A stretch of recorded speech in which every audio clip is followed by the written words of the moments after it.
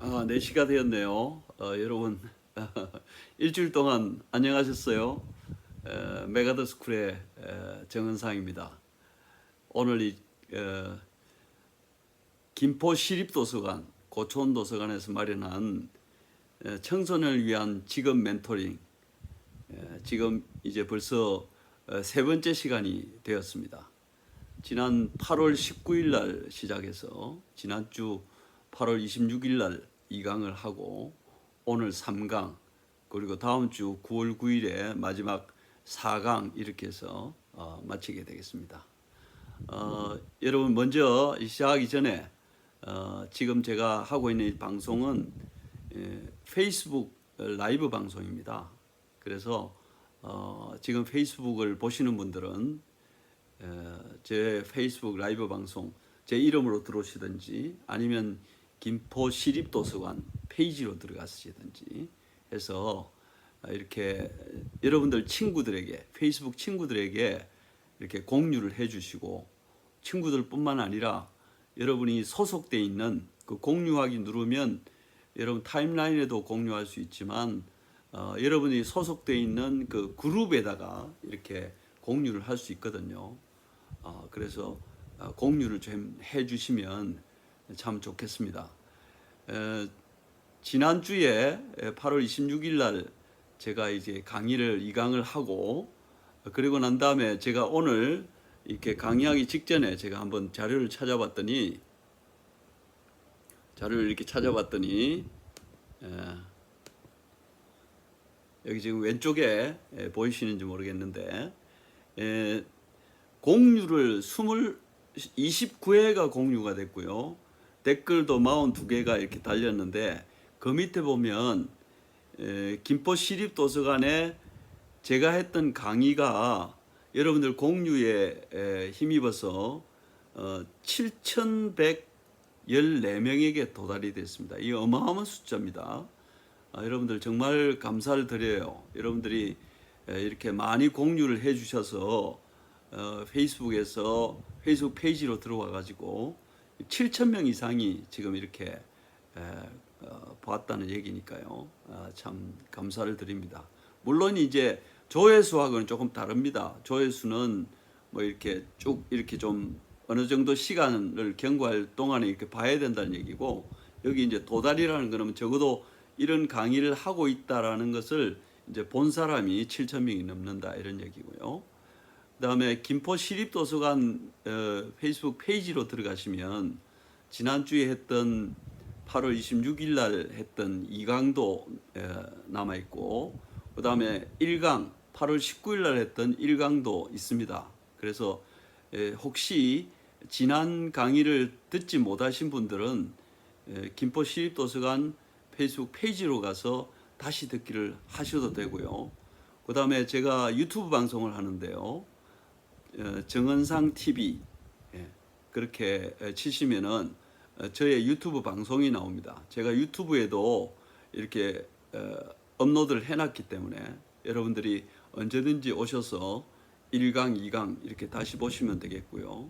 지금 하고 있는 이 3강도 제가 강의가 다 끝나면 다시 유튜브에 또 올리도록 하겠습니다. 여러분들 시간이 좀 지나시더라도 나중이라도 이렇게 다시 보실 수 있도록 그렇게 해드리고, 혹시 여러분들 자녀나 주위에 있는 청소년들이 필요한 분들이 있으면 좀 많이 공유를 해주시기를 부탁을 드립니다. 자, 그러면 본격적으로 오늘 3강을 시작하도록 하겠습니다.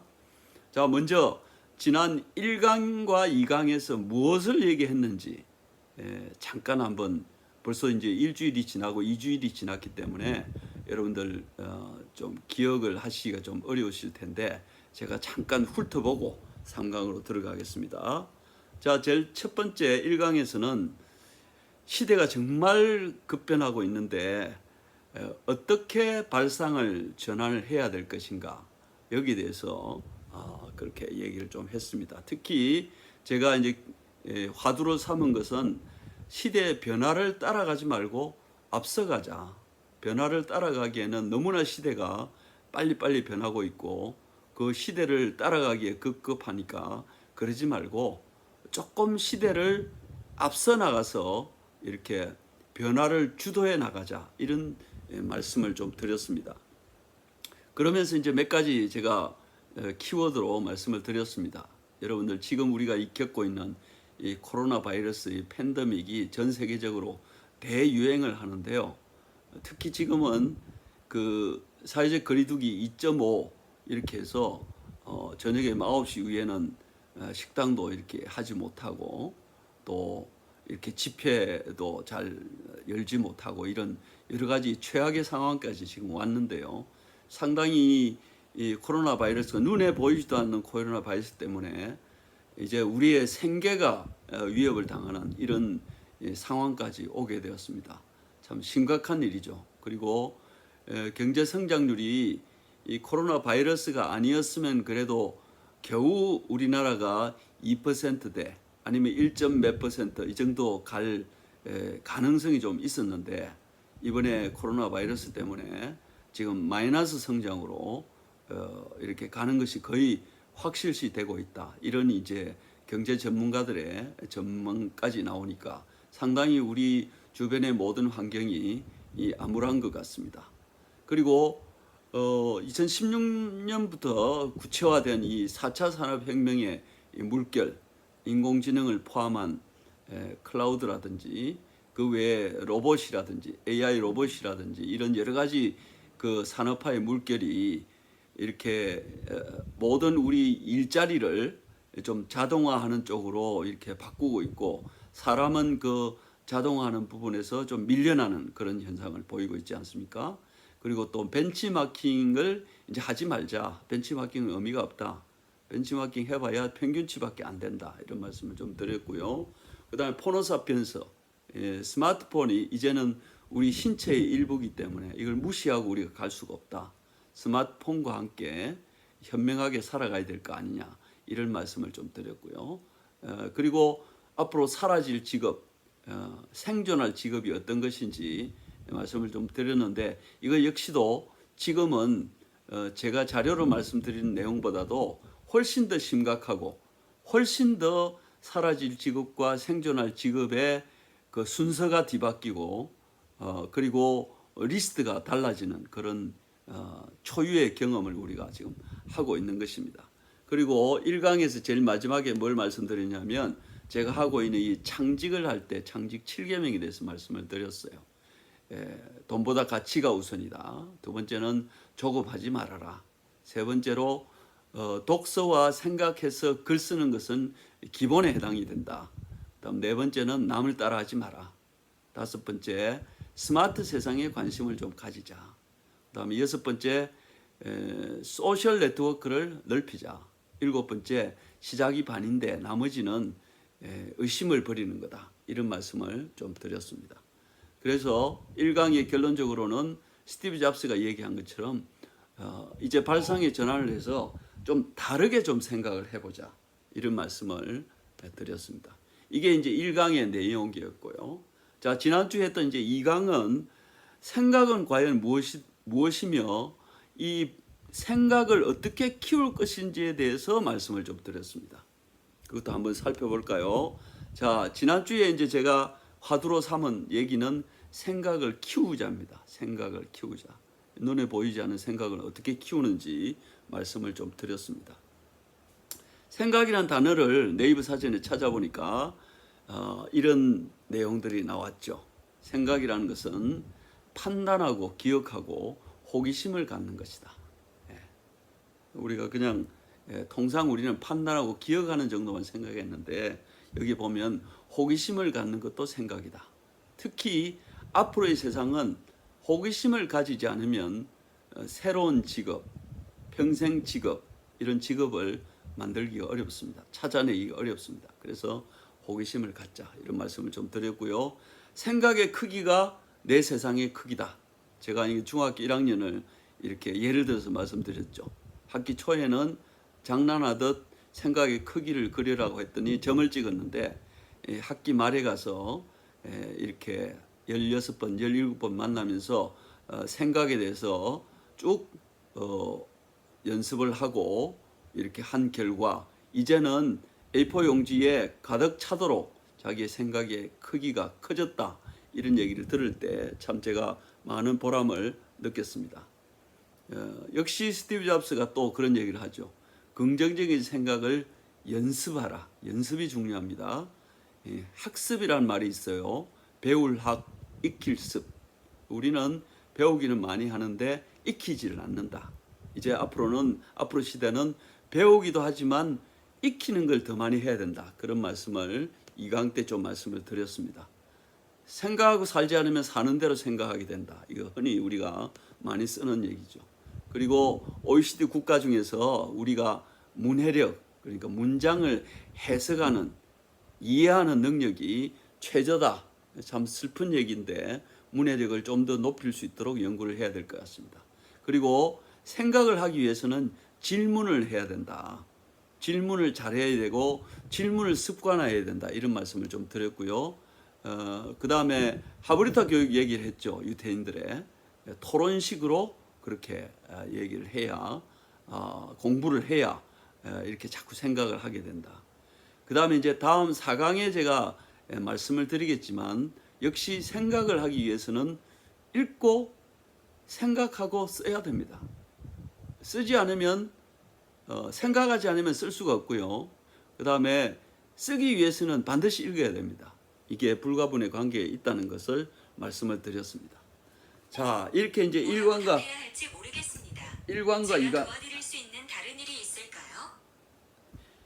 1강과 2강에 대해서 이렇게 이제 말씀을 드렸는데, 자, 이제는 3강에 이제 본격적으로 들어가서 오늘은 그러면 왜 새로운 직업을 찾아야 되는지 거기에 대해서 좀 말씀을 드리겠습니다. 왜 새로운 직업을 찾아야 되냐?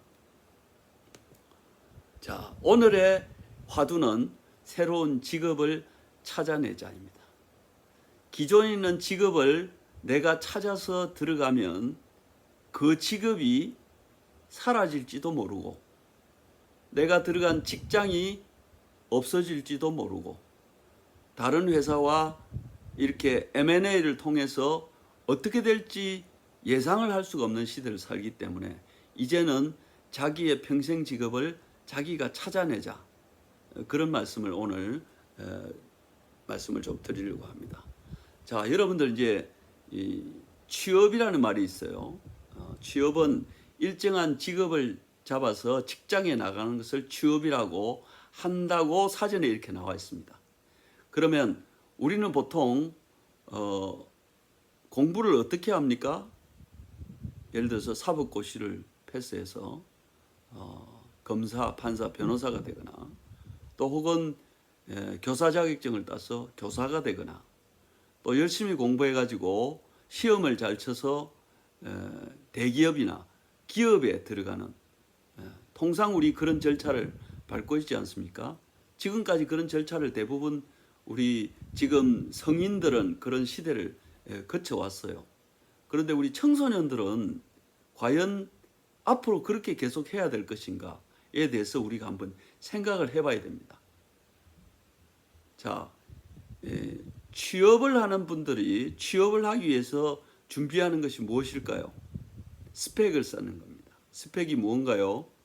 학위를 따고 자격증을 따고, 그렇죠?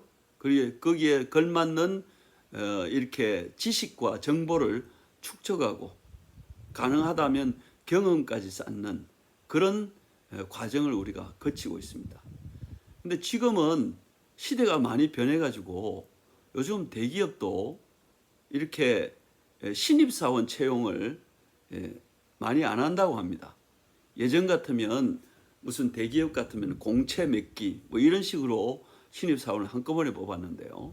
그때는 산업화 시대이기 때문에 그렇게 어느 정도 이렇게 능력이 있어 보이는 사람들을 시험이라는 과정을 통해서 혹은 면접이라는 과정을 통해서 선발한 다음에 기업에서 필요한 것들을 주입식으로 또 이렇게 가르쳐서 기업이 활용하는 그런 시대였다면 지금은 그런 시대가 이미 더 이상은 아닙니다.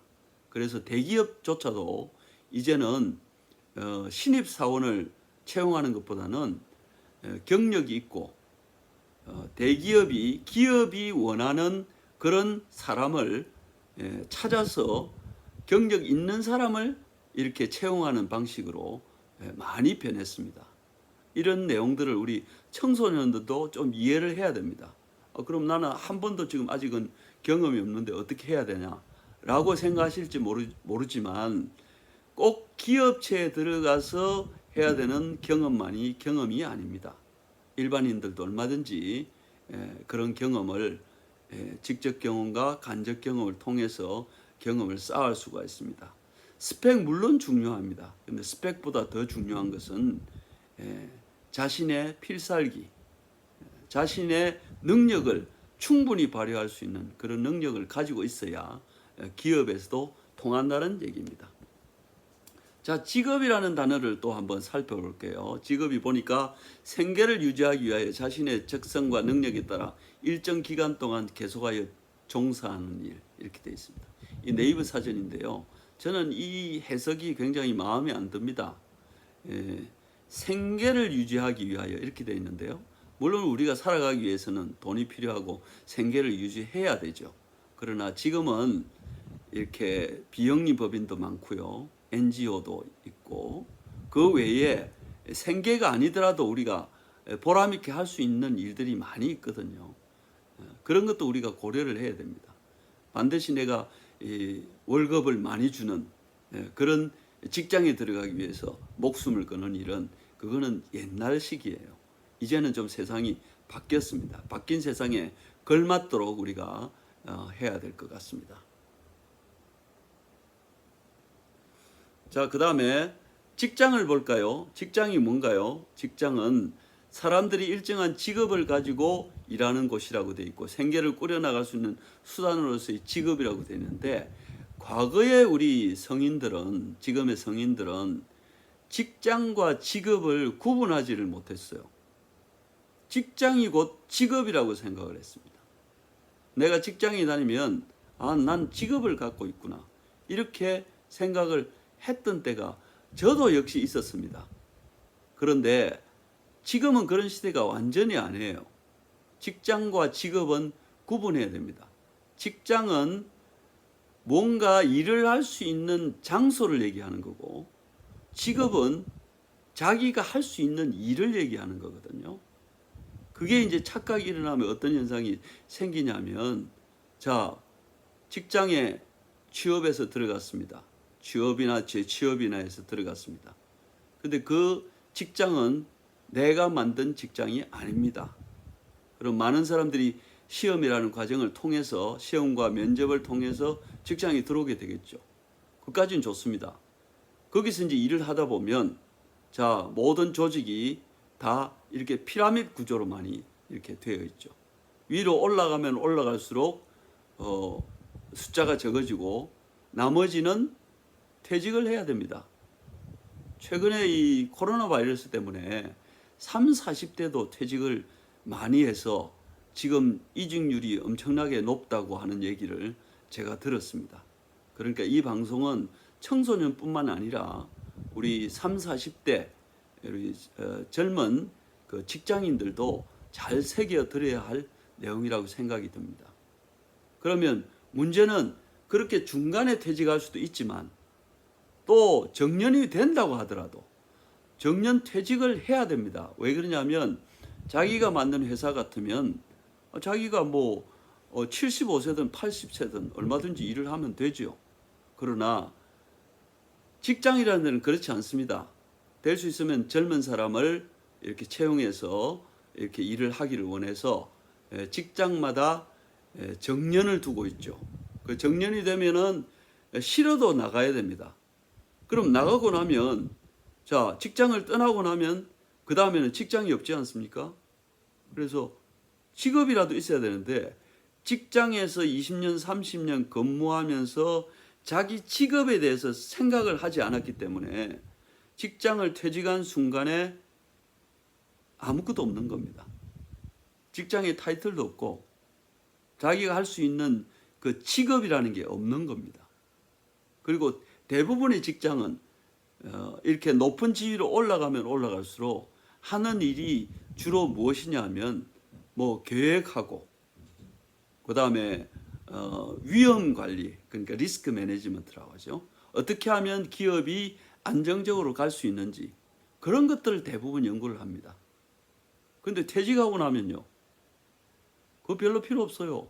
퇴직하고 나면 한 달에 얼마라도 이렇게 소득이 있을 수 있는 일을 해야 생계도 유지하고, 그리고 장기적으로 이모작, 삼모작, 다모작을 할 수 있는 그런 준비를 할 수 있는데 그게 없는 겁니다. 그래서 지금의 성인들은, 적어도 50대 이상의 성인들은 직업과 직장을 많이 혼동합니다. 그 직장 다니는 사람들에게 당신 직업이 무엇이냐 물어보면 대답을 잘 못합니다.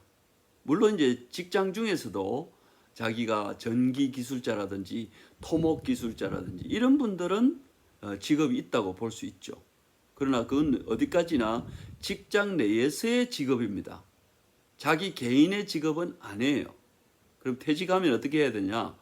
자기가 또 스스로 뭔가 그 기술을 가지고 자기 나름대로 할 수 있는 것을 준비하지 않으면 어쩔 수 없이 다시 다른 직장을 찾아서 재취업을 해야 되는 이런 문제가 생깁니다. 저는 직장을 퇴직하고 재취업하시는 분들에게 가급적이면 재취업을 안 하고 창직을 하는 방법을 알려드리지만 특별한 기술이 없고 창직을 하는데 하루아침에 되지 않기 때문에 어쩔 수 없이 다시 재취업을 합니다. 그럼 그런 경우에 제가 그분들에게 말씀을 드립니다. 이번에 재취업하시면 이제는 직장에만 올인하지 말고 거기서 나오는 수입을 가지고 생계를 유지하면서 앞으로 과연 내가 이모작, 삼모작, 다모작을 위해서 내가 무엇을 해야 될 것인지에 대한 직업에 대한 선택을, 평생 직업을 가질 수 있는 선택을 준비하라고 이런 말씀을 제가 드립니다.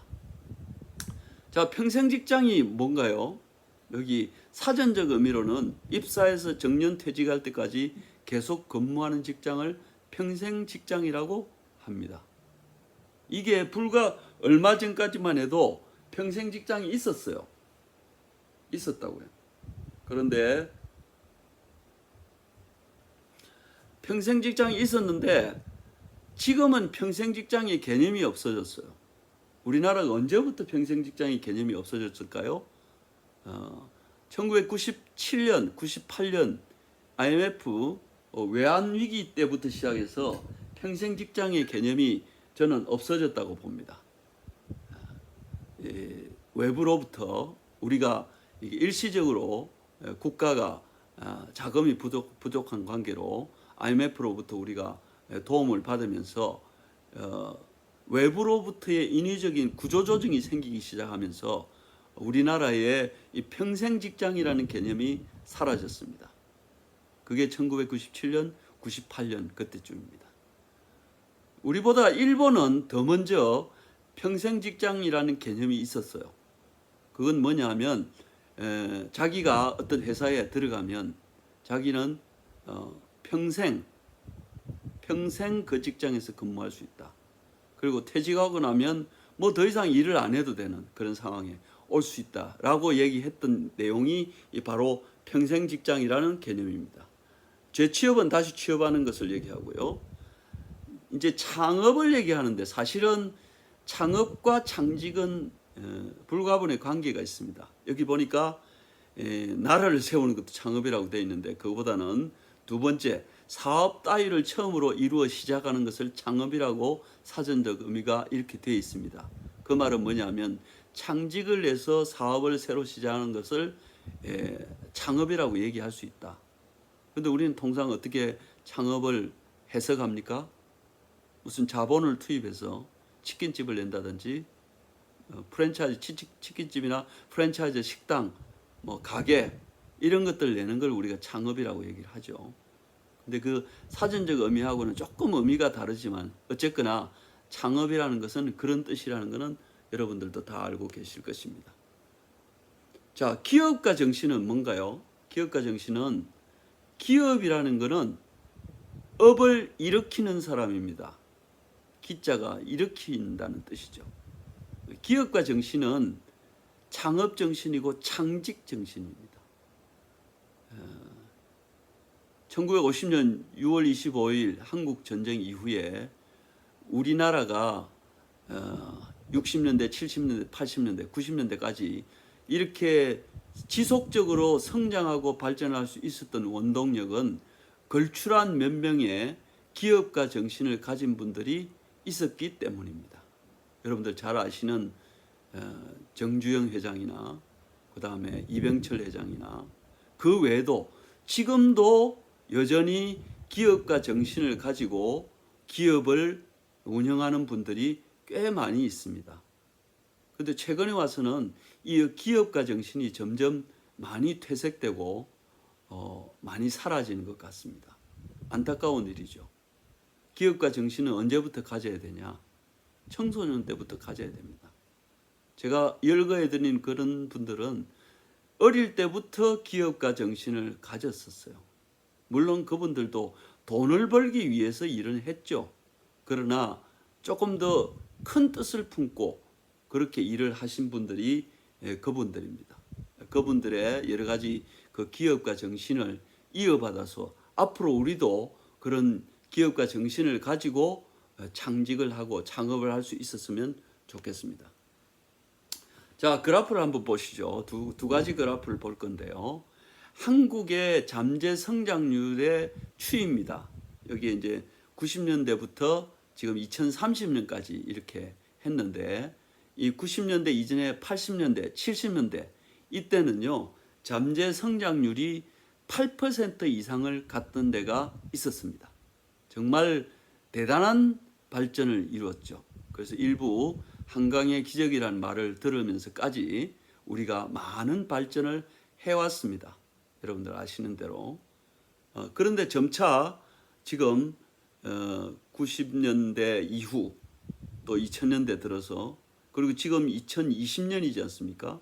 지금은 추정이 이 자료는 조금 전에 나온 겁니다만은 2.1% 정도 돼 있는데 저거보다는 훨씬 낮고 올해는 특히 이 코로나 팬데믹 때문에 마이너스 성장을 갈 가능성이 높다. 그 마이너스 성장이라는 것은 수많은 실업자가 쏟아져 나오고 생계형 자영업자들이 많은 어려움을 겪을 가능성이 있습니다. 참 어마어마한 일이 우리 눈앞에서 지금 벌어지고 있는데요. 이런 일들을 우리가 그냥 남의 일이라 생각할 수가 없는 거죠. 다음에 그래프를 하나 더 보겠습니다. 이거는 또 이렇게 그래프가 완전히 반대입니다. 여러분 보시는 대로 1970년에 우리 한국인의 평균 수명이 62세 정도 됐습니다. 제가 자료를 찾아보니까요. 6.25 전쟁이 있었던 1950년도에는 평균 수명이 52세입니다. 그랬는데 70년대에 62세고요. 지금 여기는 81세, 82세라고 되어 있는데 그게 2013년도 통계니까요. 지금 2020년은 적어도 한 83세, 4세 정도로 이렇게 예상을 할 수 있는 겁니다. 이만큼 평균 수명이 지난 30년 동안에 엄청나게 늘었습니다. 경제 성장률은 곤두박질을 쳤고 우리의 평균 수명은 이렇게 상승 곡선을 계속 올라가고 있습니다. 이게 현실이거든요. 그럼 이걸 뭘 뜻하냐? 아까 말씀드린 대로 자, 평생 직장 개념을 얘기를 할 때 일본이나 우리나라 같은 경우가 특히 기업에서 내가 입사하면 입사해서 퇴직을 뭐 50대 후반이나 60대 초반에 퇴직을 하면 뭐 끝인 거예요. 더 이상 뭐 할 게 없어요. 그냥 뭐 자녀들 뭐 이렇게 출가하고 결혼하고 뭐 이렇게 하면 더 이상 내가 일할 수 있는 그런 능력도 없고 힘도 없고 평균 수명이 그러니까요. 그런 시절이 있었습니다. 근데 지금은 어떤가요? 지금은 50대 중반이나 후반, 60대 초반에 퇴직을 하고도 아직 정신적으로, 육체적으로 아주 건강합니다. 80이 되려면 아직 한참 남았죠. 이런 상황이 계속이 되니까 지금 여러 가지 문제가 복합적으로 생길 수밖에 없다, 이런 말씀이에요. 그래서 퇴직 후에 무엇을 해야 될 것인지를 찾아가야 된다. 그게 새로운 직업을 찾는 겁니다. 그게 바로 인생 다모작이에요. 이모작이 뭡니까? 이모작이라는 거는, 자, 벼를 한 해에 한 번만 심고 추수를 한 번만 하는 것을 일모작이라고 하죠. 이모작은 뭡니까? 한 번 심고 추수하고 또 한 번 더 심을 수 있는 걸 이모작이라고 해요. 우리나라는 그게 어렵지만 저기 날씨가 아주 따뜻하고 이렇게 더운 저 동남아시아나 이런 더운 지방에 가면 이모작들도 하죠. 인생의 이모작은 뭘까요? 그야말로 일모작 직장을 마치고 난 다음에는, 그 다음에는 이제는 일모작 직장을 마쳤기 때문에 이모작은 뭘 해야 되냐? 이모작에서는 새로운 일을 해야 되는 겁니다. 근데 불과 한 4, 5년 전까지만 해도 이모작이라는 말을 많이 사용했어요. 그런데 요즘은 이모작이라는 용어도 잘 안 쓰더라고요. 왜 그러냐면 실제로 이모작이 아니고 다모작입니다. 여러분들 한 가지 직업만 가지고 이제 평생 살 수 있을 거라는 꿈은 깨셔야 됩니다. 내가 지금 어느 직장에 들어갔으니까 나는 이 직장에서 일하는 걸로 나는 끝을 내겠다. 그럴 리는 이제 앞으로는 없습니다. 퇴직하고 나서 내가 무슨 일을 한 가지를 시작을 했다. 내가 이거 죽을 때까지 이 일을 해야 되겠다. 여러분들이 원한다고 그렇게 되지가 않아요. 이런저런 일을, 저도 그렇게 경험했습니다만은 여러 가지 일들을 할 수밖에 없는 상황이 우리 앞에 지금 놓여져 있습니다. 이게 이제 아주 심각한 일이 되는 거죠. 자, 자료를 한번 보실까요? 여기 보니까 55세에서 64세, 그러니까 소위 얘기하는 이제 50 플러스라고 얘기합니다. 50 플러스라고 얘기하면 50세부터 시작해서 65세까지를 우리가 50 플러스라고 얘기하는데요. 50 플러스를 요즘은 신중년이라고 얘기합니다. 중년이 아니고 신중년. 유엔에서 전에 발표를 했죠. 지금은 예전하고 달라가지고 많이 건강해져서 이제는 65세까지도 중년으로 본다. 청년, 중년으로 본다. 이런 얘기가 있었죠. 그리고 현재 지금 자기 나이에 뭐 70%를 곱하면 이렇게 신체적 나이가 될 수 있다. 이런 얘기를 농담 삼아 우리가 하지 않습니까? 여기 이제 자료를 보면 여기에 55세에서 64세까지 평균 신중년이 평균 그만둘 때 연령이 몇 세였느냐? 정년 퇴직을 한 게 58.8세. 이때 퇴직한 사람이 전체 중에서 7%밖에 안 됩니다. 그 얘기는 뭐냐면 정년 퇴직할 때까지 일을 할 수 있는 그런 가능성이 점점 줄어드는 겁니다. 그래서 가끔씩 지금 뭐 제 친구들은 대부분 다 퇴직을 했지만 정년 퇴직한다고 이렇게 누가 저한테 친구든 누가 얘기를 하면 제가 축하부터 합니다. 대단하다. 정년까지 이렇게 다닐 수 있다는 거는 그거는 축복이고 선물이다. 저는 직장 20년 딱 다니고 46세에 퇴직을 했거든요. 그 대단한 겁니다. 정년까지 다닐 수 있다는 것은. 자, 보니까 여기에 그러면 12%는 뭐냐면 권고사직, 명예퇴직, 정리해고, 참 듣기만 해도 섬뜩한 그런 얘기들인데 이렇게 해고가 되는 경우가 많이 있습니다. 그 다음에 사업부진이나 조업중단이나 휴폐업을 하는 경우가 33%. 이게 가장 많아요. 그죠? 왜냐하면 직업 자체가 또 회사 자체가 이렇게 계속 이렇게 이어져 가기가 쉽지 않은 세상을 살고 있습니다. 농담으로 이런 얘기를 합니다. 기업은 망하기 위해서 존재한다고. 평균적으로 15년 정도 회사가 가면 대단한 회사라고 합니다.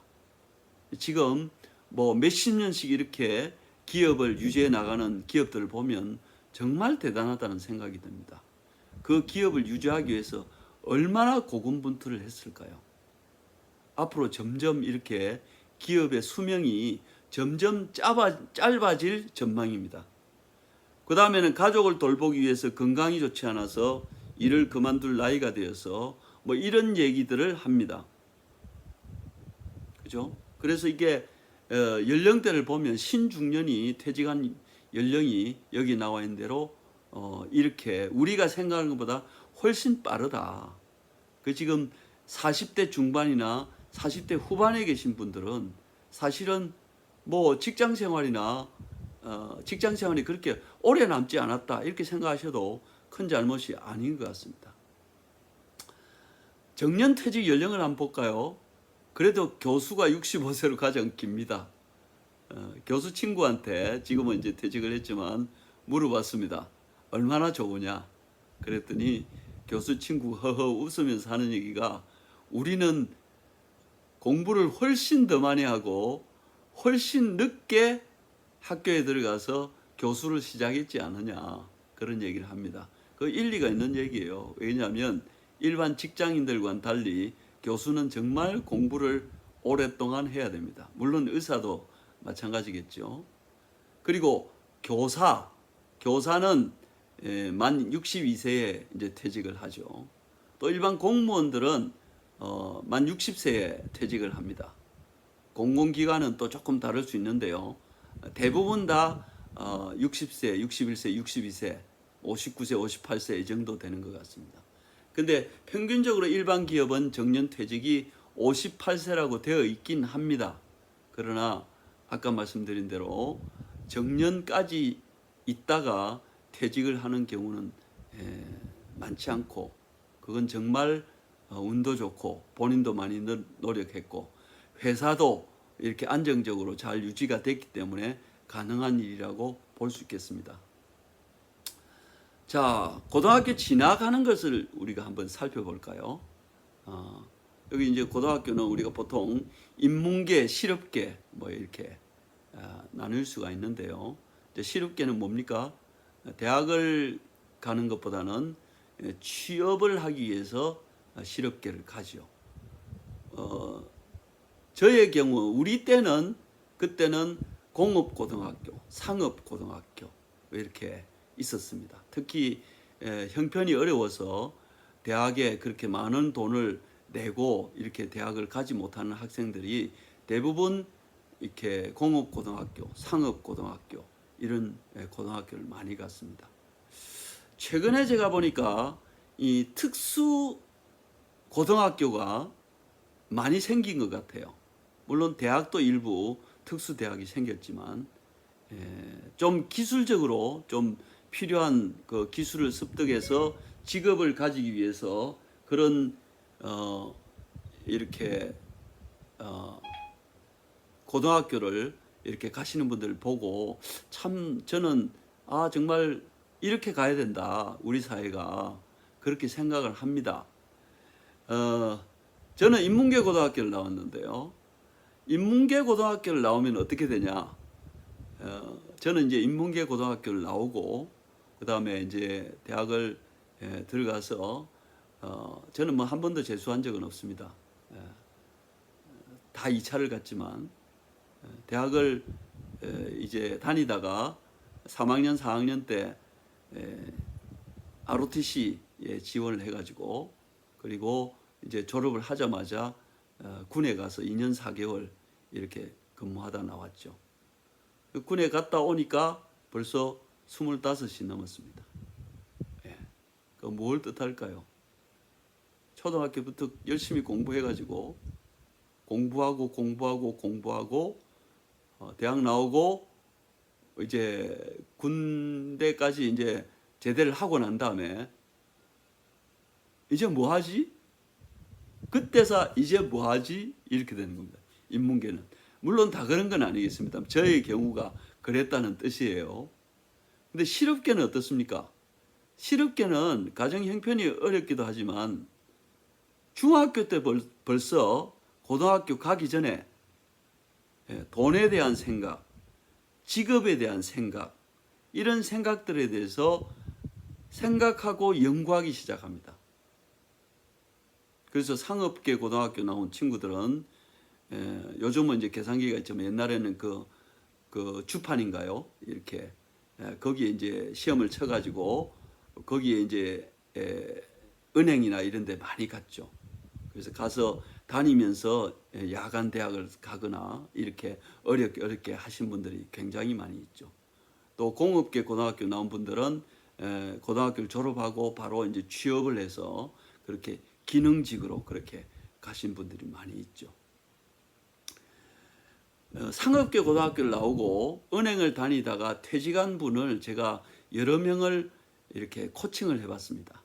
퇴직 후에 인생 이모작 또는 다모작을 위해서 뭘 해야 될 거냐, 저한테 코칭을 받으러 왔을 때 제가 이렇게 코칭을 하면서 제 나름대로 경험한 내용은 인문계 출신과 실업계 출신은 좀 생각이 많이 다르구나.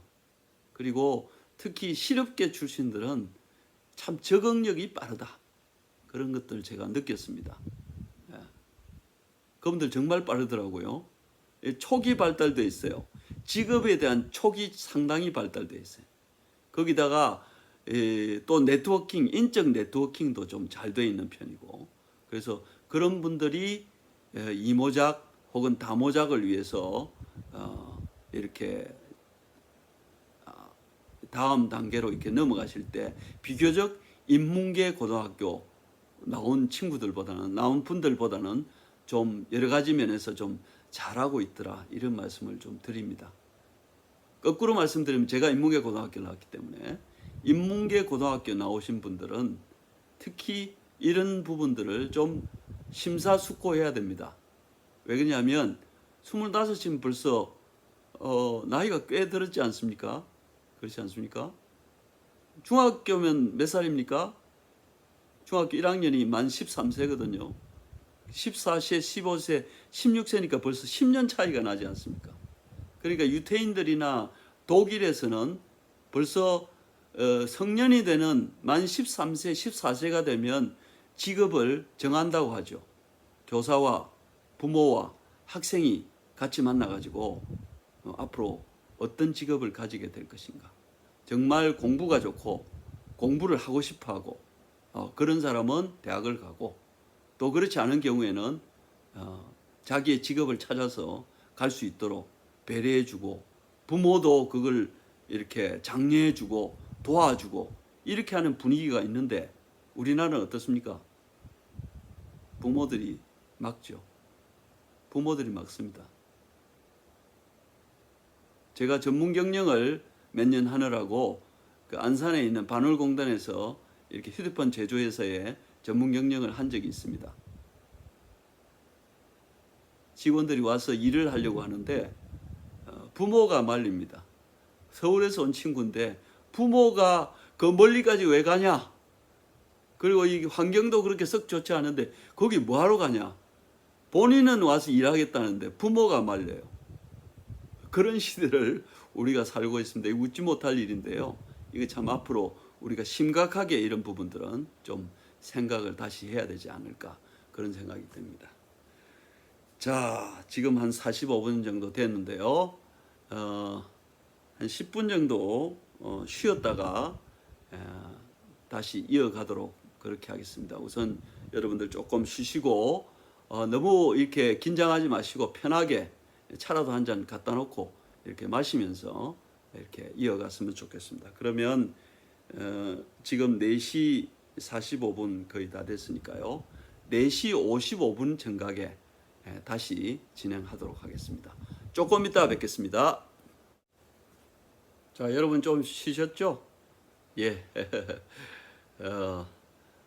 청소년을 위한 직업 멘토링 3강 브레이크 하고 난 다음에 이렇게 잠시 쉬었다가 다시 이어가 보도록 하겠습니다.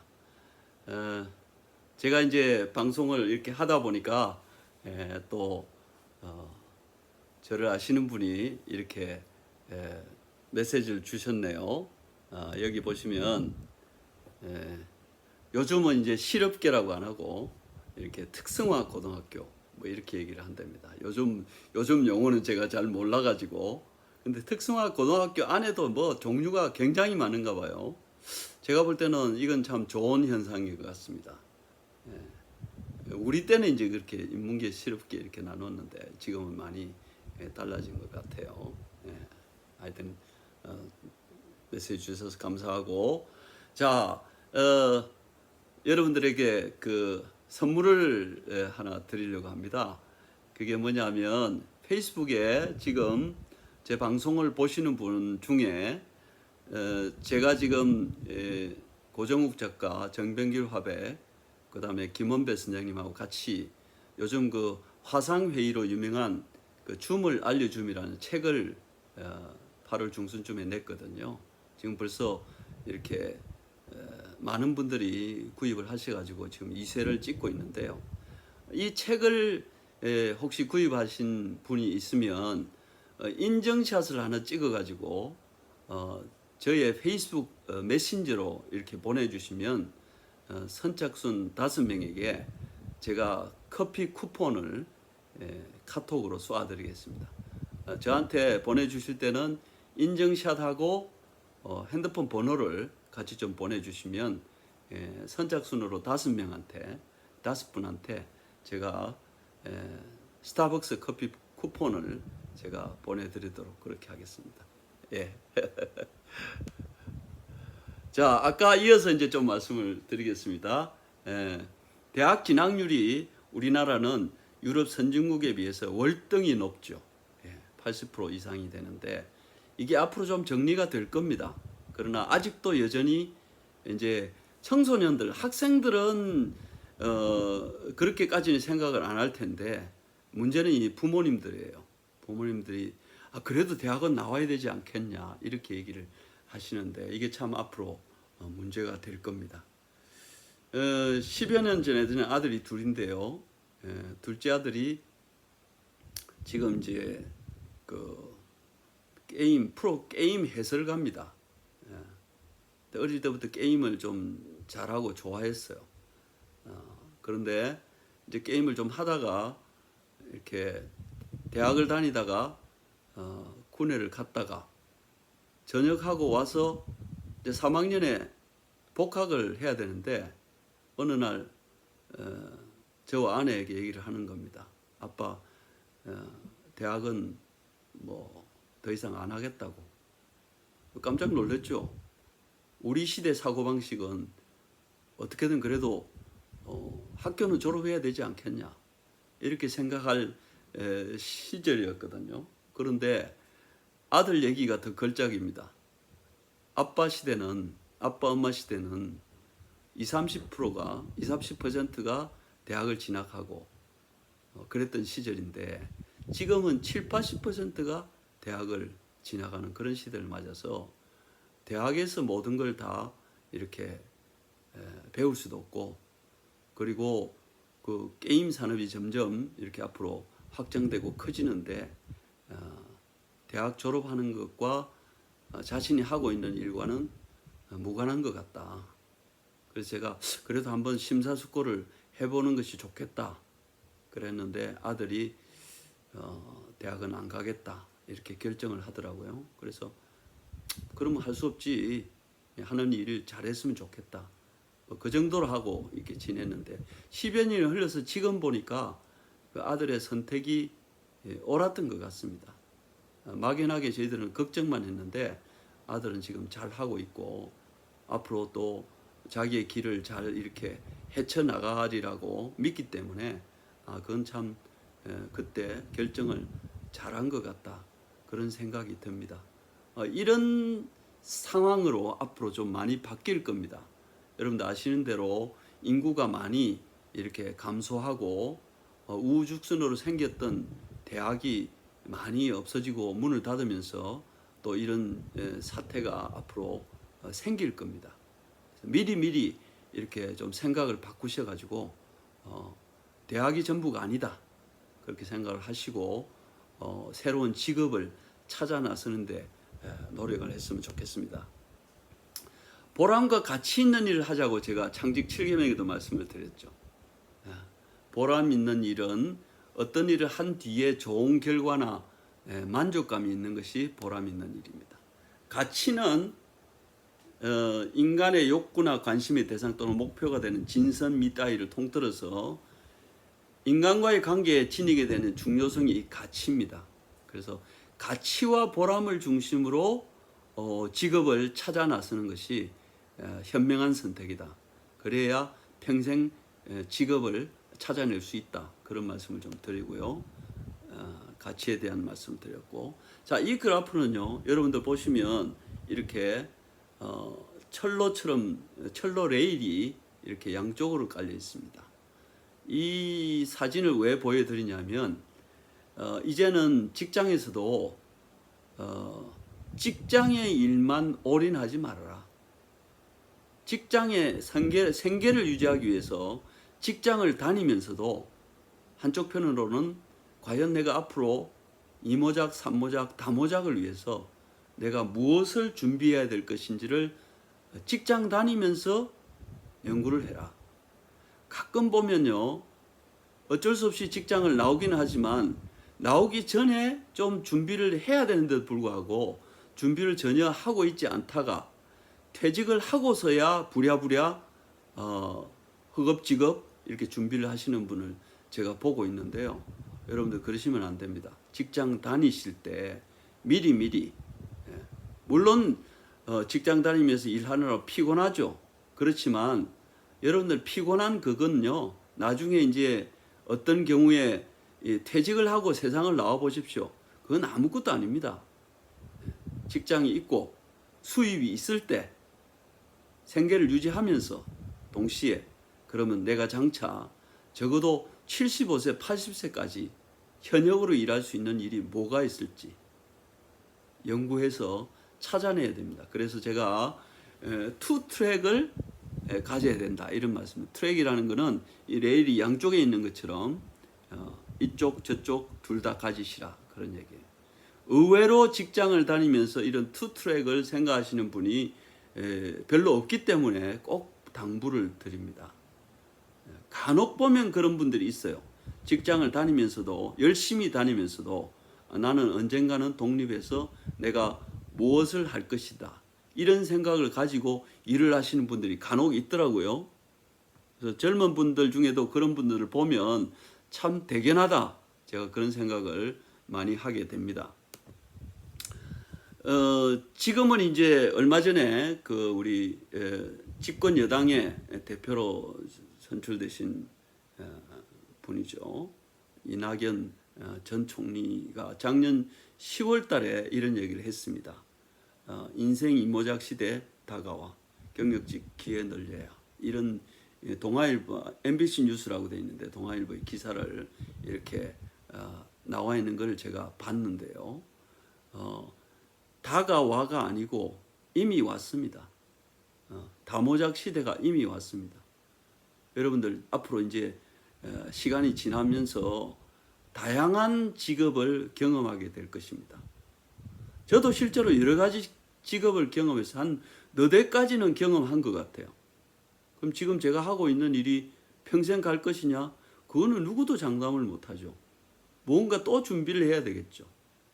그렇지만 한 번 정도 창직을 하고 이렇게 방향을 잡고 나면 그 다음은 좀 쉬워집니다. 그런데 방향성을 잃으면 뭘 해야 될지 몰라요.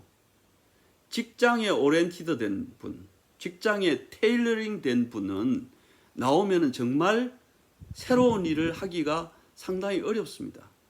변화에 적응하기가 상당히 어렵습니다. 자신은 잘 적응하고 있다고 하지만 저처럼 이렇게 3자 입장에서 볼 때는 정말 적응하기가 쉽지 않다. 그런 말씀을 제가 드릴 수밖에 없습니다. 이건 저의 경우입니다. 자, 제가 아까 말씀드렸죠. 군대 갔다 와서 26 되는 해에 제가 첫 직장에 입사를 해서 그때부터 만 20년 동안 직장 생활을 했습니다. 1980년부터 1999년까지 만 20년 직장 생활을 했습니다. 5년 정도는 국내 기업에 이렇게 근무를 했고 15년 정도는 글로벌 은행에 제가 15년 정도 근무를 했습니다. 그리고 46세에 퇴직을 했습니다. 지금 이제 퇴직한 지 꼭 20년 됐습니다. 직장 생활 20년 하고 다시 퇴직하고 20년. 근데 이제 직장 생활 20년 끝나고 그 다음에 10년을 무엇을 했냐? 그동안에 직장을 다녔으니까 내가 돈을 벌어야 되겠다라고 해서 여러 가지 일을 했습니다. 처음에 했던 것은 부동산 임대 대행업을 했습니다. 제가 건물을 가지고 있는 상황이 아니었기 때문에 다른 건물을 가지고 있는 사무실을 가지고 있는 사람의 프로젝트를 받아서 제가 임대 대행을 했어요. 그때가 아까 말씀드린 IMF 외환위기 직후기 때문에 여기저기 공실이 많았습니다. 사무실이 비어있는 곳이 많았어요. 그래서 처음에 이렇게 서울역 앞에 있는 그 큰 건물에 한 3,000평 정도 그렇게 비어있는 공간을 채우는 그런 임대 사업을 했습니다. 또 교육 사업도 또 몇 년을 했습니다. 그리고 아까 말씀드린 전문 경영도 했습니다. 등이라고 했는데 제가 또 몇 년은 그 전국을 다니면서 그 웃음 강연도 했습니다. 경찰서도 가고 교도소도 가고 학교도 가고 심지어는 기업도 갔습니다. 울산에 현대자동차 갔더니 제가 현대자동차에서 웃음 강연은 처음 했다고 그러더라고요. 자, 그 다음에 이제 다시 2010년부터 시작해서 본격적으로 제가 인생 다모작과 창직 코칭을 시작했습니다. 지금 10년쯤 됐는데요. 실제로는 제가 메가더 스쿨이라는 이름을 걸고 시작한 지는 지금 8년쯤 됐지만 그동안에 제가 했던 일은, 지금 하고 있는 일은 주로 코칭하고 강연하고 집필하는 일입니다. 코칭은 제가 8년 동안 350명을 코칭했습니다. 그 중에서 한 200여 명은 1대1로 코칭을 했고요. 그 다음에 한 100여 명은, 100 몇십 명은 제가 그룹으로 코칭했습니다. 서울시 50플러스에 3년째 지금 이렇게 창직 과정을, 1인 창직 과정을 하고 있고요. 그 다음에 장충중학교의 자유학년제 1학년 학생을 제가 3년째 지금 지도하고 있습니다. 저는 이렇게 서울시 50플러스나 장충중학교 중학생을 지도하면서 제가 참 많이 배웠습니다. 중학교 1학년은 이렇게 나이가 만 13세고 50플러스에 가면 그 50대 중후반, 60대 초반, 심지어는 거의 70을 바라보는 분들까지 제가 코칭을 했는데, 제가 코칭을 하면서, 강의를 하면서 제가 많이 배웠습니다. 다음 주부터 가을 학기가 시작되는데 이번에는 이제 화상으로 웹엑스라는 화상 솔루션을 가지고 1인 창직 과정을 다음 주부터 시작할 계획으로 있습니다. 이렇게 저는 다양한 일을 경험했습니다. 제가 집필한 이 책이 4권입니다. 앞에 3권은 주로 창직에 관련되는, 제가 매주 작성하는, 매주 작성해서 이 언론에 이렇게 올리고 그 다음에 뉴스레터에 보내는 창직 칼럼을 모아서 책을 냈습니다. 2015년에 마법의 코칭이라는 책을 처음 냈고, 그 다음에 2018년에 창직이 답이다 이런 책을 냈고요. 그 다음에 작년에 창직하라 평생직업 이런 책을 냈고요. 이번에는 이제 그 줌에 관련되는 실용도서를 다른 3분과 함께 이 책을 냈습니다. 그럼 요 다음 책은 제가 지금 이번에 고촌도서관에서 하고 있는 이 강의 제목에 나와 있는 대로 청소년을 위한 직업 멘토링에 대해서 지금 준비하고 있습니다. 많은 분들에게 좀 도움이 되었으면 좋겠습니다. 자, 이제 그러면 새로운 직업을 찾는데, 직업을 찾으면 직업을 어떤 새로운 직업을 찾을 거냐. 창직 절차를 제가 말씀을 좀 드리겠습니다. 자, 여러분들 창직이라고 하면 여전히 사전에도 나오지 않는 그런 말입니다. 직업을 찾고 직업을 만드는 것을 창직이라고 얘기를 합니다. 저는 이제 창직이라는 키워드를 가지고 지금 거의 10년째, 8년에서 10년째 벌써 일을 하다 보니까 나름대로 제가 코칭하는 과정을 통해서 이렇게 하면 창직이 되겠구나라는 제 나름대로의 인사이트를 얻었습니다. 물론 공부도 했지만 그보다는 코칭을 하면서 제가 배운 내용입니다. 근데 이 창직은 취업, 재취업, 창업과는 조금 결이 다릅니다. 제가 이게 만든 건데요. 순서가 좀 다르죠. 순서가 먼저 창직 선언을 합니다. 나는 이런 창직을 하겠소 라고 먼저 선언을 합니다. 보통 우리가 취업이나 이렇게 창업을 할 때는 어떻게 합니까? 필요한 스펙을 갖추고 난 다음에 또 혹은 필요한 자본을 준비하고 난 다음에 우리가 창업을 하죠. 그런데 창직은 순서가 다릅니다. 먼저 선언을 하는 겁니다. 예를 들어서 메가드 스쿨의 정은상은 저의 창직 선언서는 이렇습니다. 창직을 통해서 평생 직업을 찾도록 도와주는 등대직이다. 세 줄인데요. 단어로 요약하면 창직, 그 다음에 도와주는 등대직이, 창직, 평생 직업, 등대직이. 많은 사람들에게 창직을 통해서 평생 직업을 갖도록 도와주는 저는 등대직입니다. 저는 선장이 아닙니다. 배는 직접 몰고 비행기는 직접 몰고 저는 그분들을 도와주는 등대직이 역할을 하겠다. 이렇게 해서 창직 선언서를 먼저 작성합니다. 제가 50플러스 서울시 50플러스 1인 창직 과정을 하면서 처음부터 지금까지 거기에 오신 분들에게 첫 수업 시간에 한 8주에서 10주 정도 하는데요. 첫 수업 시간에 창직 선언서를 작성하게 합니다. 그럼 처음에는 창직이 뭔지도 모르고 오셨던 분들이 갑자기 창직 선언서를 작성하라고 하니까 이게 기가 찬 거죠. 어떻게 해야 될지 잘 몰라가지고 상당히 많이 우왕좌왕합니다. 그런데 여기에 키가 있습니다. 열쇠가 있습니다. 그 열쇠가 뭐냐면 좀 전에 제가 설명해 드린 대로 자기의 성공을 위해서 자기의 욕망을 위해서 일을 하면 창직 선언서가 작성이 안 됩니다. 그런데 가치를 먼저 앞세우고 보람 있는 일을 하기 위해서는 다른 사람을 진심으로 도와줘야 됩니다. 그러면 창직 선언서가 작성이 됩니다. 신기하게도 10여 명 이렇게 오신 분들이 제가 창직 선언서를 작성하라고 하면 처음에는 상당히 어려워하신 분들이 제가 보람과 가치를 위해서 이메일 계정이 없습니다. 메일 앱을 지금 이제 옆에 소리가 제가 시리가 켜져 있어가지고 소리가 난 것 같은데요. 죄송하고요.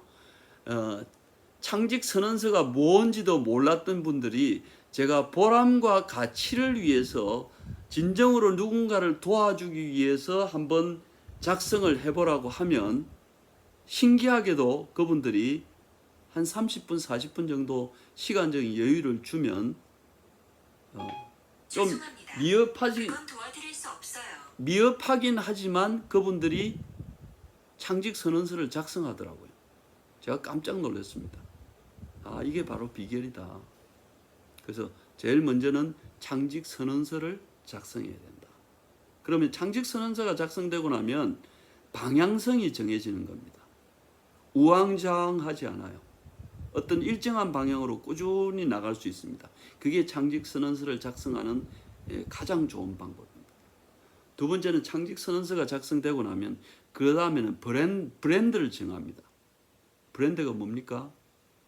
브랜드는 처음에는 이렇게 동물이나 이런 또 노예나 찍은 것을 브랜드라고 했다고 하죠. 지금은 브랜드가 뭐냐? 브랜드는 그 사람을 대변해 주는 겁니다. 정은상, 메가더스쿨 교장. 그러면 저의 브랜드는 뭡니까? 창직이고 메가더스쿨입니다. 메가더스쿨이 브랜드가 되는 겁니다. 그래서 창직 선언서를 작성하고 나면 그 다음 주에는 브랜드 정하기를 합니다. 무슨 브랜드를 정할 거냐? 한번 정해봐라. 처음에는 고민을 하겠지만 나름대로 이렇게 브랜드를 잘 정하시더라고요. 많은 분들이 수십 명이 이렇게 브랜드를 정해서 이렇게 활동을 하고 있습니다. 참 보람이 있죠. 브랜드를 만들고 나면 그 다음에는 뭘 하냐? 명함을 만듭니다. 명함. 직장 다니다 퇴직하면 명함이 없어서 상당히 어려움을 겪습니다. 큰 직장을 다니다가 나오신 분들이 특히 이렇게 명함이 없어서 상당히 어려움을 겪는 것을 제가 많이 봤어요. 어제까지는 대기업의 어느 회사의 대표이사였는데 퇴직하고 보니까 명함이 없는 거예요. 어디 모임을 나가도 전 퇴직해서 명함이 없습니다. 명함이 없는 거예요. 여러분들 명함은 뭡니까? 자기 이름이 있고 핸드폰 번호가 있고 이메일 주소만 있으면 그게 명함이죠. 거기다가 금상첨화로 여기 브랜드가 있고 제가 또 명함 뒤에다가는 만들었던 창직 선언서를 뒤에다가 명함 뒤에다가 이렇게 넣으라고 얘기를 합니다.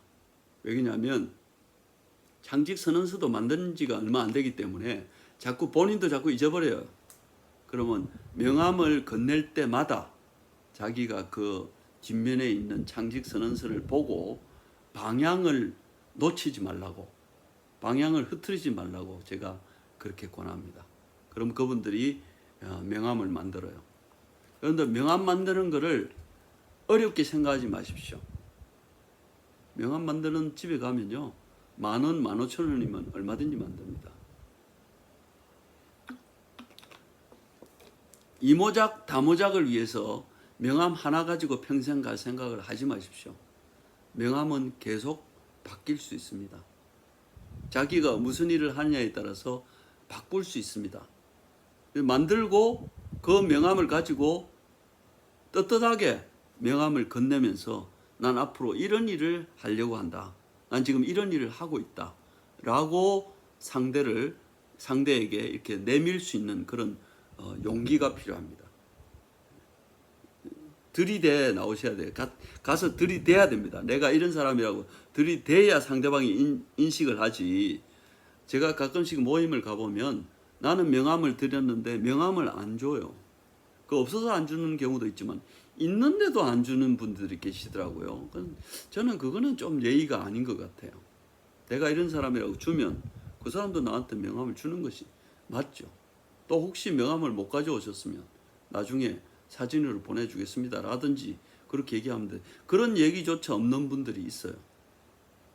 또 나름대로 뭐 어떤 명예나 지위를 좀 가지고 계신 분들은 특히 그러한데 그거는 제가 볼 때는 좀 인품에 좀 문제가 있지 않나.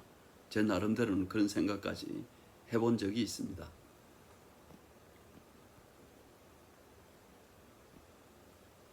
자, 그 다음에 명함까지 만들었습니다. 창직 선언서 만들고 그 다음에 브랜드를 정하고 명함까지 만들었습니다. 그 다음에는 뭘 해야 될까요? 그 다음에 해야 될 건 뭐냐 하면 내가 만든 브랜드를 창직 선언서에 이렇게 명시된 대로 내가 그런 일을 하기 위해서 브랜드를 강화해야 됩니다. 내 브랜드를 강화하지 않으면 어느 누구도 나를 알아주지가 않죠.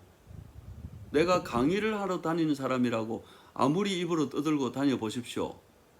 누가 강의하라고 맡깁니까? 스스로 가서 들이대야죠. 제가 이런 강의를 할 수 있다고. 그러면 내가 어떤 강의를 할 수 있다고 어디다가 표시합니까? 명함에다 일일이 표시하기는 쉽지가 않죠. 그런 경우를 위해서 홈페이지를 만드는 겁니다. 홈페이지. 요즘은 네이버에서 나온 모두라는 홈페이지가 있는데 모바일 홈페이지인데요. 무료예요. 만드는 것도 쉽고 그런 거 만들어서 거기다가 창직 선언서도 넣고 브랜드도 넣고, 그리고 어떤 강의를 한다든지 뭘 한다든지, 그러면 강의 분야가 뭐라든지 이런 것들을 거기다가 넣어서, 그럼 예를 들어서 누굴 만나서 인사를 하고 난 다음에 카톡이든 문자든 그 모바일 홈페이지 링크를 해서 그분에게 넘겨주면, 처음에는 보면 뭐 잘 모르겠죠. 근데 시간이 좀 지나면 아, 이런 분이 우리한테 필요하니까 강의 요청을 해야 되겠다 라고 연락이 오지 않겠습니까? 저도요, 만난 지 지금 한 뭐 거의 7, 8년이 된 분이 얼마 전에 연락 왔더라고요. 강의 좀 해달라고. 줌 강의를 해달라고. 예를 들면 그런 겁니다.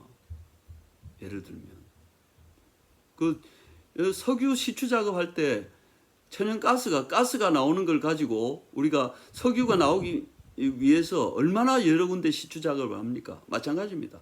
시추 작업은 기회가 있을 때마다 해야 돼요. 특히 사람을 만날 때마다 내가 어떤 사람이며 어떤 일을 하는지에 대해서 계속적으로 그분들에게 알려야 되는 겁니다.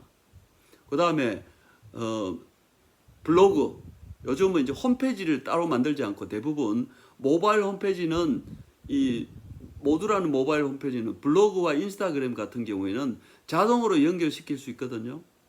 그러면 블로그에다가 내가 칼럼이든지 내가 글을 수시로 거기다 올리고 그걸 사람들이 볼 수 있도록 그렇게 하는 겁니다. 그리고 인스타그램, 요즘 페이스북보다는 요즘 인스타그램 더 유행이죠.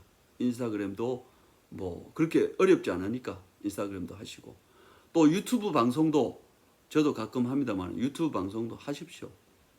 저 여러 사람을 1인 유튜브 크리에이터로 제가 이렇게 도와드렸습니다.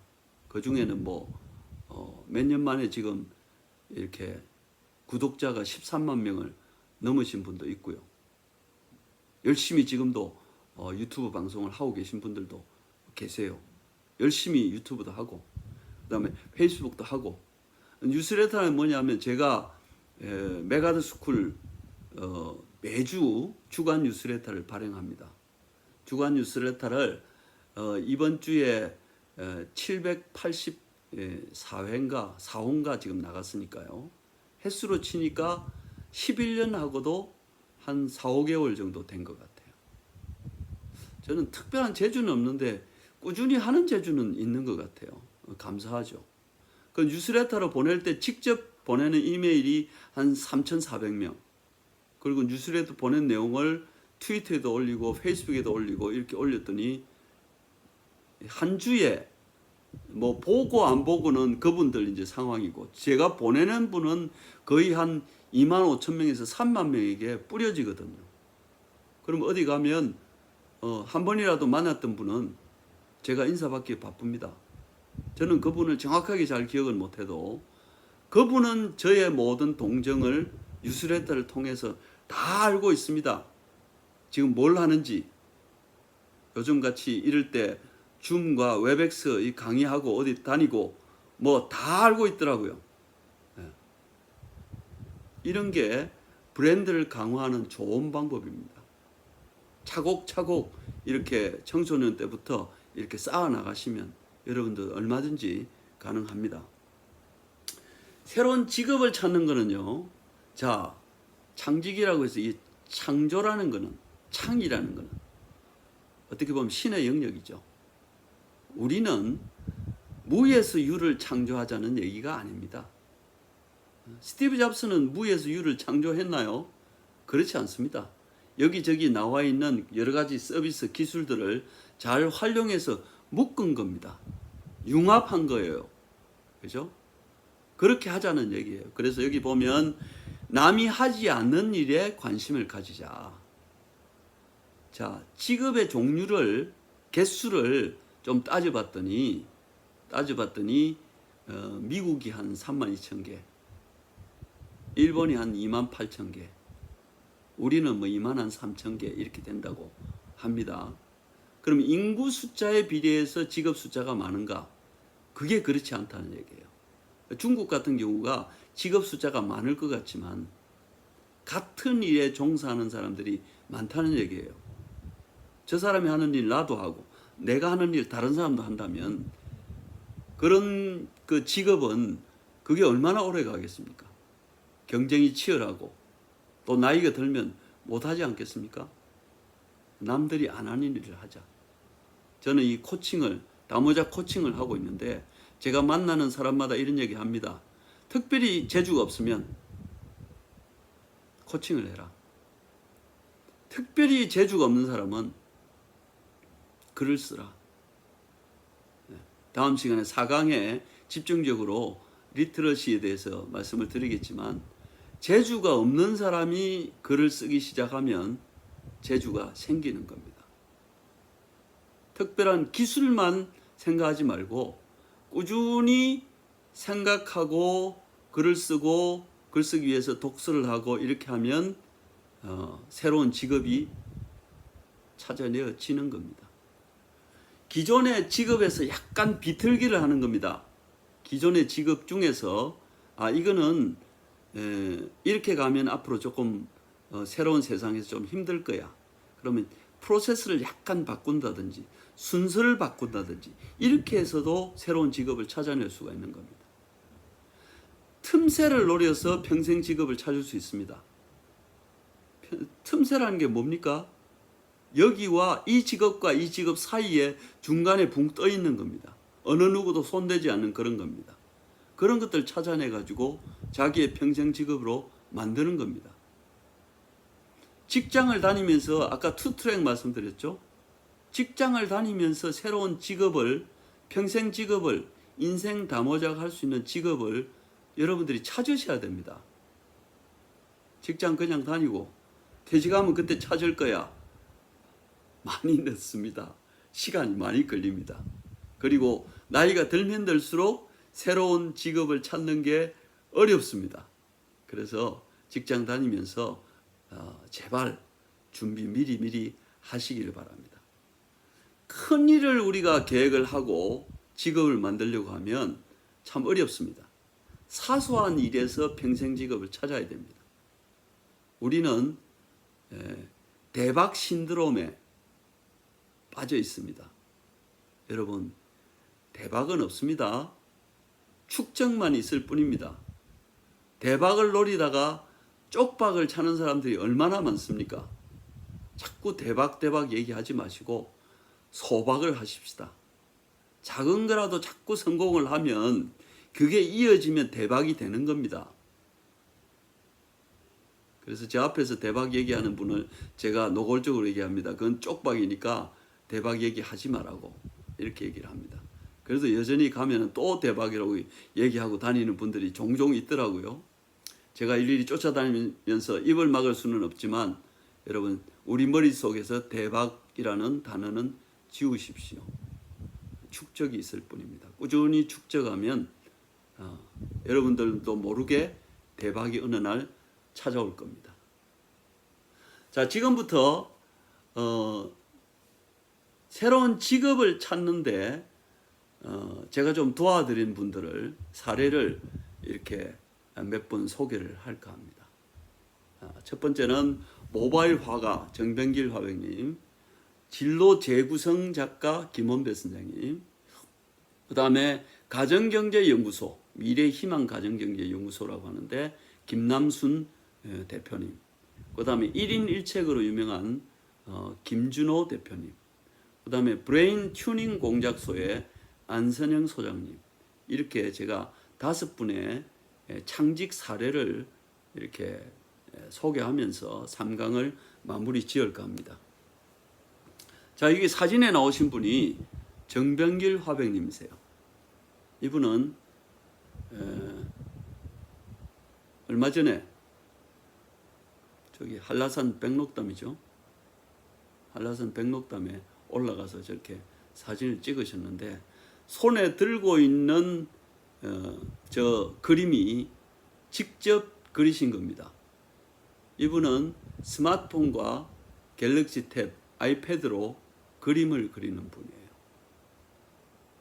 지금 이분은 지난 한 8년 동안 이런 그림을 그려서 수백 명을 지도했고, 저도 문화생입니다. 그리고 방송은 뭐 다 나갔습니다. 얼마 전에 YTN도 30분씩 두 차례나 걸쳐서 나갔고요. KBS, SBS, MBC, 뭐 YTN 다 나갔습니다. 인터넷에 정병길이라고 치면 안 되고 정병길 화가 이렇게 치면 스마트 화가 또는 모바일 화가로 지금 아주 열심히 지금 활동을 하고 계십니다. 서초문화원, 광진문화원 이런 데서 강의도 하시고 또 양주에 있는 장애인 센터에서 또 강의도 하시고 또 마라도에서 백두산까지 가면서 갤럭시 탭을 들고 그림 그리면서 이렇게 가셔가지고 그걸 책을 내셔가지고 마라도부터 백두산이라는 책도 내셨고 그래서 재작년에 그 책 출판 기념회를 저도 같이 가서 마라도에서 출판 기념회를 했습니다. 책 이름이 마라도 붙으니까요. 아주 대단하신 분입니다. 이분은 농협대를 나오고 농협 출신, 농협에서 지점장까지 보내신 분이에요. 지점장까지 보내셨는데 이제 중학교 때부터 어릴 때부터 이 그림에 좀 취미가 있어서 열심히 틈틈이 그림을 그리셨다고 합니다. 그러다가 이제 한 7, 8년 전에 저를 만났는데요. 이렇게 얘기를 하는 중에 제가 그 아이패드 이 그림 앱이 있다고 그렇게 알려드린 이분이 그때는 이제 아이패드를 들고 오셨거든요. 그랬더니 이제 그걸로 그리기 시작했습니다. 그래서 그러면 이 아이패드 가지신 분들 좀 모아서 한번 지도를 해보시라고. 그래서 뭐 10명도 모으고 15명도 모으고 20명도 모아서 아이패드 가지신 분들 오시라고 해서 그림 지도를 했습니다. 그렇게 해서 계속해서 그림을 그리고 연구를 하고 이렇게 지도를 해오는 중에 몇 년 전에 서울시청 광장에서 이렇게 저와 같이 서울 앱 페스티벌을 하는데 거기에 의자에 앉아서 토요일 오후에 제가 앉아 있는데 삼성전자의 과장 한 분이 찾아오셨어요. 선생님은 왜 아이패드로 그리십니까? 갤럭시 탭도 있습니다. 우리 정병규 화병님이 나는 갤럭시 탭이 없다. 그랬더니 그 이후에 삼성전자에서 이제는 새로운 모델이 나올 때마다 정화병님께 새로운 모델을 바꿔주면서 계속해서 이렇게 그림을 그리고 지난 8년 동안 이 모바일로 그린 그림으로 13번이나 개인전을 했고요. 저도 참여했던 그룹전을 한 8번 정도 했습니다. 우리가 웬만한 데는 다 그룹전을 다 했습니다. 그리고 지금은 이제 이렇게 많이 이렇게 확장이 되니까 물론 중학교도 3군데 지금 이렇게 출강을 하고 있고요. 혼자서 다 감당이 안 되겠다. 그래서 지금 이제 이분에게 이렇게 강의를 듣고 이렇게 열심히 그림을 그리고 있는 우리 문화생들이 지금 몇백 명 되거든요. 그래서 이거 아무래도 좀 이렇게 협동조합을 좀 만들었으면 좋겠다. 그래서 지금 한국 모바일 아티스트 협동조합의 그 이사장님으로 지금 이제 활동도 하고 계십니다. 앞으로는 이제 혼자뿐만 아니라 주변에 있는 그 조합에 있는 분들도 같이 함께 이렇게 대활약을 펼칠 것으로 예상이 됩니다. 여러분들 중에도 이 모바일 그림에 관심이 있으신 분은 저한테 연락을 하시거나 정병길 화병님에게 연락을 하시면 좋겠습니다. 자, 다음으로 우리 진로 재구성 작가 김원배 선생님을 소개할까 합니다. 이분은 지금 현직 장충중학교 진로 진학 상담 교사로 부장 교사로 지금 재직 중에 있습니다. 그러면서 작년에 청소년을 위한 진로 멘토링 38이라는 책을 냈습니다. 물론 공저로 이미 3권 정도의 책을 냈는데 이번에 이 진로 멘토링은 단독으로 이제 책을 내셨는데 책 낸 지 1년도 안 돼서 이렇게 2세를 찍었고 지금도 열심히 많은 분들이 이 책을 구입을 해서 계속 이렇게 팔리고 있다고 합니다. 이분은 교사로 일을 하면서도 항상 생각이 굉장히 진취적이에요. 또 공격적이고 좀 사고를 넓히기 위해서 본인도 굉장히 노력을 많이 하시는 것 같고 제가 옆에서 이렇게 대화를 하다 보면 매사가 굉장히 긍정적이에요. 그래서 진로라는 것도 여러분들 아시는 대로 사람마다 진로가 다 다릅니다. 그렇죠? 진로 재구성이 왜 필요하냐면 틀에 짜여 있는 진로는 그거는 안 됩니다. 맞춤식 진로가 돼야 됩니다. 그러기 위해서는 이런 진로 재구성 작가의 도움이 필요해요. 그래서 지금 학생들도 많이 상담을 하고 계시고 또 도서관이라든지 다른 학교라든지 그 다음에 교육청이라든지 이런 데서 우리 김원배 선생님을 초청을 많이 하고 있습니다. 그래서 가서 이분이 진로는 앞으로 어떻게 해야 될 것인지에 대해서 기본적인 개념도 설명을 하고 그리고 어떻게 맞춤식으로 해야 되는지 그것도 알려드리고 또 교사들 중에는 이분은 지금 진로 담당, 진로 진학 담당을 지금 한 8년 정도 하셨는데요. 최근에 지금 새로 그 진로 담당을 하신 분들 입장에서는 어떻게 해야 될지 상당히 그 방향을 못 잡아서 어려워하시는 분들이 많이 있는데 우리 김원배 선생님이 그분들에게 이 방향을 제시해 주는 아주 중요한 역할을 하고 있다고 들었습니다.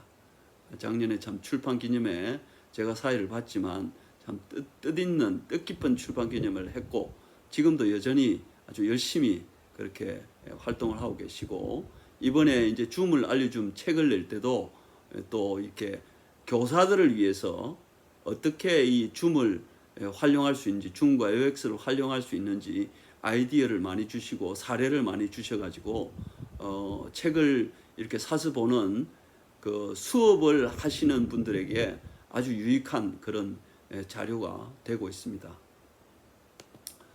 자, 다음에 가정경제연구소 미래희망 가정경제연구소의 우리 김남순 대표님을 소개하겠습니다. 작년에 책을 하나 썼는데요. 책 제목이 재밌습니다. 책 제목이 여기 조금 이렇게 잘 안 보이는데 죽기에는 너무 젊고 살기에는 너무 가난하다. 여러분들 책 제목만 해도 뭐가 확 와닿지 않습니까? 무슨 얘기냐면요.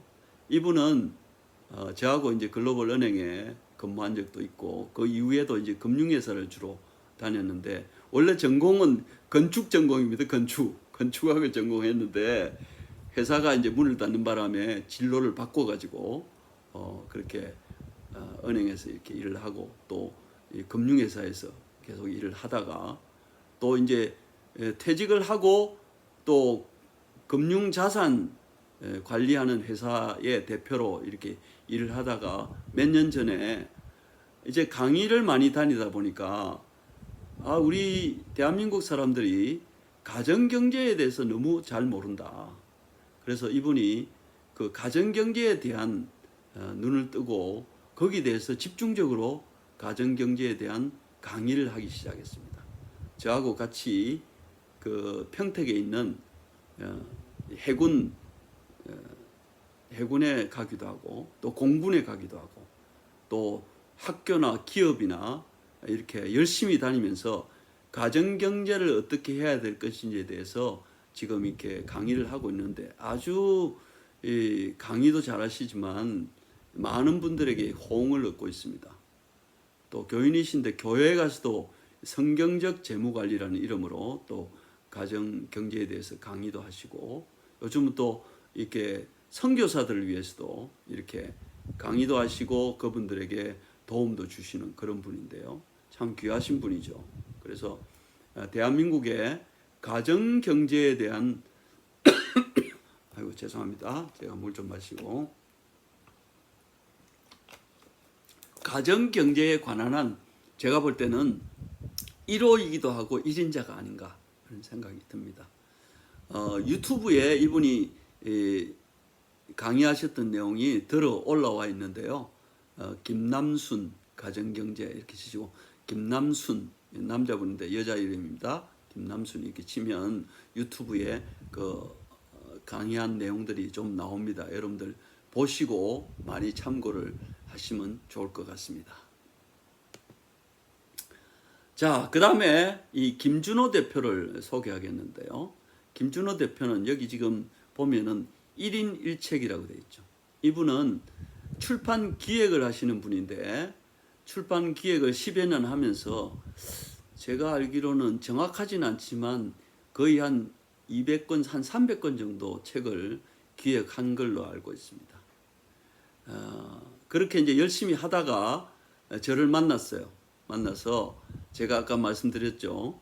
창직 선언을 하고 그 다음에 브랜드를 만들어라 그런 얘기를 했는데 이분에게 적당한 브랜드가 뭐가 있을까? 그래서 우리 김준호 대표하고 저하고 계속 서로 이렇게 논의를 하는 중에 전 국민이 한 사람이 한 권의 책을 이렇게 쓰면 어떠냐? 그렇게 해서 1인 1책이라는 제목을 달아서 이렇게 활발하게 활동을 하고 있습니다. 지금 잠시 그 은평구청에 그 홍보 담당 이렇게 공무원으로 잠깐 이렇게 가 있지만 앞으로 평생 동안 이분은 아마 1인 1책이라는 브랜드를 가지고 계속적으로 이렇게 책을 만들고 이렇게 한다고 합니다. 여러분들 잘 기억해 두셨다가 필요하면 연락을 하시면 좋겠습니다. 자, 마지막으로 또 한 분 소개를 합니다. 이분은 안선형 브레인 튜닝 연구소 이렇게 되어 있습니다. 브레인 튜닝. 브레인은 두뇌고요. 튜닝은 우리가 이제 이렇게 조율하고 뭐 이렇게 하는 것을 튜닝이라고 하죠. 이분은 이제 대기업 다니다가 나오셔가지고 지금 이제 코칭을 주로 하시는데 제가 볼 때는 그 특히 청소년이나 30, 40대 젊은 분들의 그 직장 이동이나 또 혹은 취준생들이 이렇게 직장에 들어갈 때에 필요한 그런 것들을 아주 잘 연구를 해서 코칭을 아주 잘하고 있는 것 같습니다. 제가 들은 얘기인데 한 달 전에도 여러 명을 그 취준생들을 코칭을 했는데 그분들 중에 많은 분들이 취업을 했다고 감사의 뜻을 전해왔다는 얘기를 제가 들었습니다. 이분은 그냥 무슨 지식을 이렇게 전수하는 그런 개념이 아니고 마음가짐을 어떻게 가지고 어떤 식으로 이렇게 취업하는 그 면접이나 시험에 임해야 될 것인지 그런 부분들을 조곤조곤하게 이렇게 코칭을 해줌으로써 상당히 젊은 분들에게 이렇게 각광을 받고 있고 청소년들이 수시로 이분에게 코칭을 받고 있는 것을 제가 보게 됩니다. 그래서 이제 창직 1기 그 6기로 이렇게 만났는데요. 지난해 만났는데 이분이 올 3월 달에 만났군요. 그래서 제가 브랜드를 한번 이렇게 구상을 해보라고 했더니 이렇게 브레인 튜닝 연구소라고 이렇게 이름을 지었습니다. 그래서 우리의 두뇌는 여러 가지 생각이 있을 수 있지만 그 생각을 잘 가다듬고 정리를 잘 함으로써 취업을 하는데도 필요하고 또 창직을 하는데도 도움이 될 수 있다. 그런 말씀을 드립니다. 자, 오늘 이제 말씀을 제가 이제 정리해서 마치려고 합니다. 오늘 제가 화두로 꺼낸 내용은 새로운 직업을 찾아내자 그런 말씀을 좀 드렸습니다. 자, 새로운 직업을 어떻게 찾아낼 것인가? 시대는 어떻게 변했는가? 여러분들 말씀 들으신 대로 경제 성장률은 급격히 떨어지고 그 다음에 평균 수명은 계속해서 올라가는데 문제는 우리가 직장 생활을 한다고 하면 직장 생활을 1모작 직장을 마치고 난 다음에는 또 2모작, 3모작을 해야 되고 그런 생각을 적어도 청소년 때부터 생각을 가지고 마음가짐을 가지고 시작을 해야지 그냥 열심히 공부해가지고 좋은 성적 얻어서 내가 직장에 가면 그냥 일을 하면 되지 않겠느냐 라는 막연한 생각을 가지기에는 지금 이 시대는 맞지 않다. 우리 때는 나 때는 이렇게 우리 때는 그게 통했어요. 왜냐하면 성장률이 높아지고 경제 성장률이 높아지고 그 다음에 생존율도 그렇게 높지 않았기 때문에 이게 가능했던 겁니다. 근데 지금은 그게 불가능해요. 그래서 생각을 바꾸지 않으면 적응을 못 하는 거예요. 지금부터라도 처음 취업해서부터라도 생각을 바꿔가지고 제가 여러 번 말씀드리지만 생계를 위해서 직장을 다니더라도 다음 2모작, 3모작, 4모작, 다모작을 위해서 지금부터 준비를 해야 된다. 무엇을 준비해야 될 것인지는 사람마다 다 다르죠. 아이디어를 몇 가지 제가 드렸습니다. 절차에 대해서 제가 말씀드렸어요. 창직 선언서를 먼저 작성하고 그 다음에 브랜드를 만들고 명함도 만들고 직장 다니면서도 명함을 만드세요. 뿌릴 필요는 없지만 명함을 만들어 놓으세요. 내가 어느 직장에 다니고 있지만 나는 앞으로 이런 일을 할 것이다. 제가 코칭한 분 중에 한 분은 이렇게 경단녀가 있었습니다. 아들 데리고 미국을 잠깐 갔다가 다시 이제 한국에 왔는데 벌써 나이가 이제 40대 중반을 넘어가고 하니까 이렇게 취업이 잘 안 되는 겁니다. 그래서 어떻게 해야 될지 상당히 망설이고 있었어요. 제가 권했습니다. 우선 브랜드를 만들고 앞으로 가야 될 방향을 잡자. 그리고 그 길로 이 길은 평생 가야 될 길이니까 꾸준히 가면서 또 혹시 기회가 있어서 중간에 재취업을 하더라도 내가 지금 가려고 하는 평생 가려고 하는 이 길은 놓치지 말자. 그렇게 해서 그분이 또 한동안 몇 년 동안 이 프랑스 화장품 회사에 가서 또 일을 하고 그렇게 했던 경험이 있습니다. 그분 머릿속에 남아 있을 거예요. 내가 뭘 하려고 했는지에 대해서 이거는 놓치지 말자. 지금 일시적으로 내가 재취업을 했을 뿐이고 언젠가는 다시 돌아와서 내가 이 일을 또 해야 된다. 그렇게 생각을 하면 틀림이 없습니다. 근데 그 베이스가 없이 그냥 직장에만 올인을 하다 보면 방향을 못 잡는 거죠. 그리고 어느 날 덜컥 권고사직이라든지 또 뭐 자다가 깨어보니까 벌써 나이가 이렇게 돼가지고 퇴직을 해야 된다. 이런 상황이 발생하면 상당히 당황하게 되고 뭘 어떻게 해야 될지 몰라서 힘들어 하시는 분들을 제가 주변에서 좀 많이 봤습니다. 그래서 이런 말씀을 드릴 수가 있는 거예요. 그래서 오늘 이렇게 세 번째 강의로 새로운 직업을 찾아내자. 어떤 직업을 찾아낼 것인지는 각자가 다르겠지만 남들이 안 하는 직업, 기존에 있는 직업 중에서 좀 뭔가 이렇게 프로세스를 바꾸거나 순서를 바꿔서 할 수 있는 직업이 뭘까? 너무 큰 직업 말고 1인 기업을 저는 참 이렇게 선호하는데요. 직장을 오래 다니시는 분들은 혼자서 하기가 두려우니까 동업을 하자고 그래요. 물론 동업을 해야 될 경우도 생기겠죠. 그러나 가급적 1인 기업을 하십시오. 그래서 서울시 50플러스에서 하는 과정이 뭐냐면 1인 창직 프리랜서 되기입니다. 1인 기업을 제대로 하면 나중에 그 기업이 어느 정도 확장이 됐을 때 그러면 전략적으로 다른 분하고 제휴해서 동업을 할 수도 있고 이렇게 전략적 제휴가 가능합니다. 근데 우선 본인이 뭔가를 이렇게 준비되지 않는 상태에서 그냥 같이 뭔가를 하면 그게 오래 가지 못하고 쉽게 깨어질 가능성이 높은 거죠.